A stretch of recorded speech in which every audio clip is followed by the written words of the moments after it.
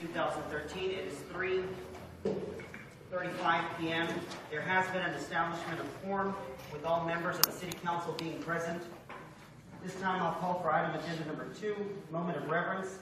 If I could have a moment of silence in honor of those of our community that are fighting for our freedoms overseas and those of our community that continue to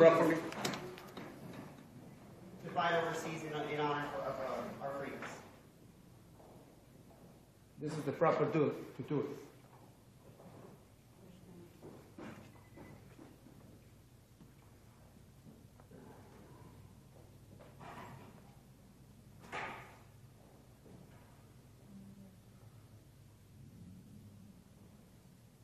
Thank you.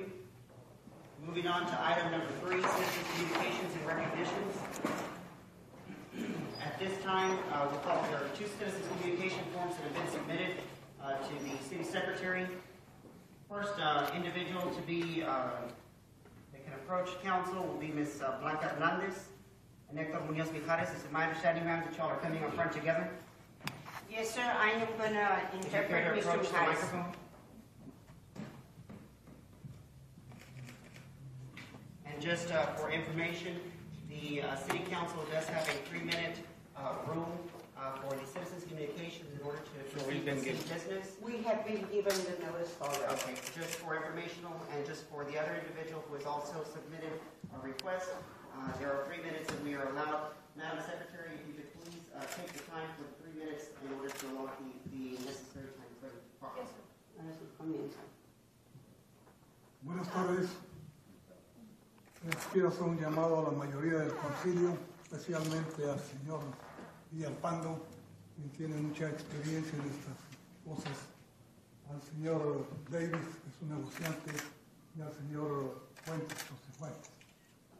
Hacer un llamado que reinstalen al señor Castañeda, quien tiene 20 años en el puesto, después de que durante 30 años anteriores, porque tengo 50 años de radicar aquí, 6 diferentes jefes de policía han sido despedidos.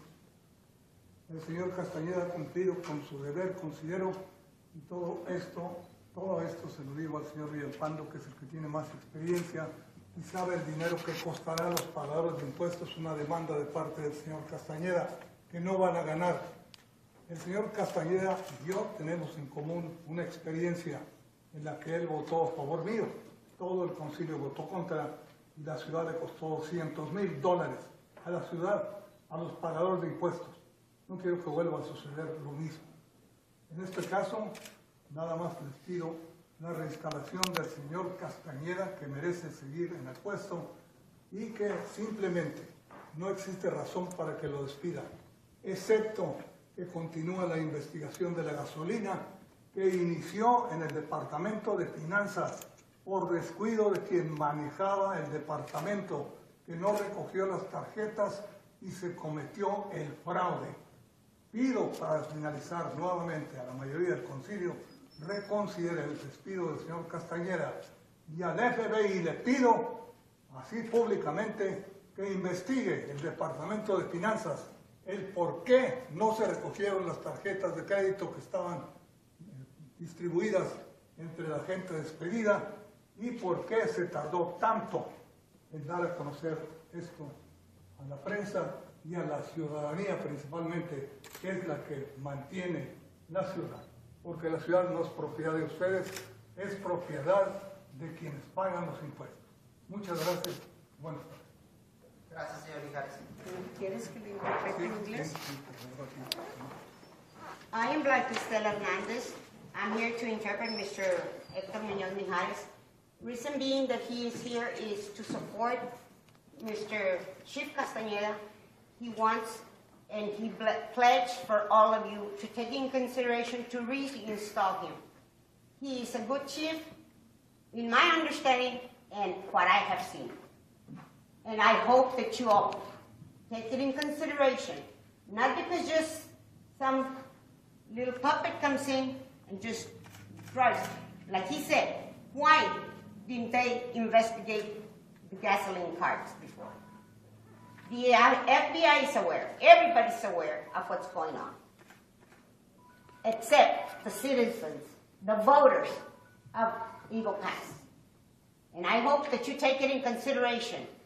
And I may not be laughing because it's not a joke. I'm serious. This is going on, and it's going to go bigger and higher. Thank you so much. Thank you, ma'am. At this time, there is also another citizens communication form submitted by Ms. Dolores Velasquez. Ms. Velasquez, you care to approach council?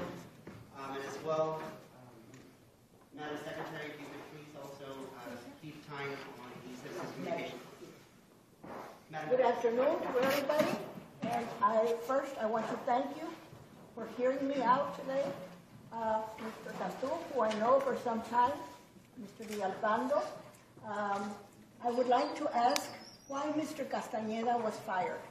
I have heard so many things, that he is a bad person, that he is a crooked cop, but he's been on there for almost 20 years, and nobody had done anything about it until now. Why? Now nobody says why he was fired. He's fired. I met Tony when we worked at the Department of Human Services, the food stamp office. He worked with the Child Protective Services, and I worked for food stamps. And we became very good friends, we're always talking, taking our coffee break and talking. And when he left, I missed his friendship. He then went to other jobs. Wherever I saw him, we would say hello. And I never saw anything wrong with him. I never saw him do anything bad. As a police chief, he's been a very good person. I have never, until now, heard people say bad things about him. Now, what are those bad things? What is it that he did that he was fired? Thank you so much for hearing. Thank you so much. Being that there are no other citizens communications forms, all I would say is I thank you all for coming out and for taking part ultimately in what is your government. And I note that the city of Eagle Pass, for whatever reasons, we have always been very transparent, and we will continue to be transparent. And I let each and every one of you all know that our offices are always open to all of you. For the reasons with the concerns that have been brought forth, those are issues that are taken very seriously at an administrative level. By city charter, no member of the city council can hire nor fire any department head for the city of Eagle Pass. These are issues in which the city charter clearly specifies and states that that is an issue of the administrator, the city manager.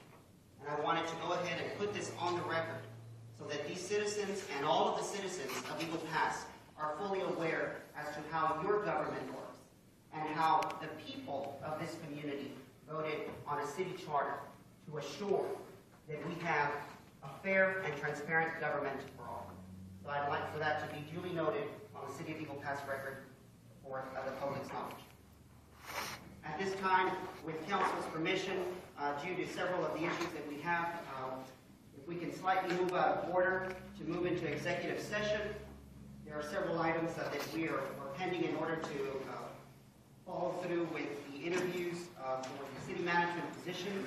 This time, I ask for council's permission to move forward with moving item 8 up in the agenda to continue with our interviews. So there's a motion made by Councilman Cifuentes. There's a second made by Councilman Villalpando. Discussion? Yeah. Are you going to pick up all the items or just one of them and come back? At this time, we will go ahead and discuss the items in executive session, which include items 8A, 8B, and 8C.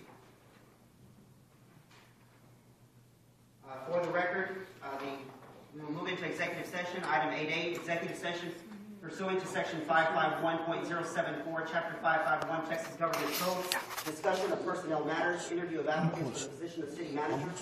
8B, executive session pursuant to Section 551.071 and 551.072 of Chapter 551, Texas Government Code, consultation with legal counsel on negotiations with the U.S. General Services Administration regarding the U.S. border station property located at the Camino Real International Bridge in relation to 1, the agreement of the city's donation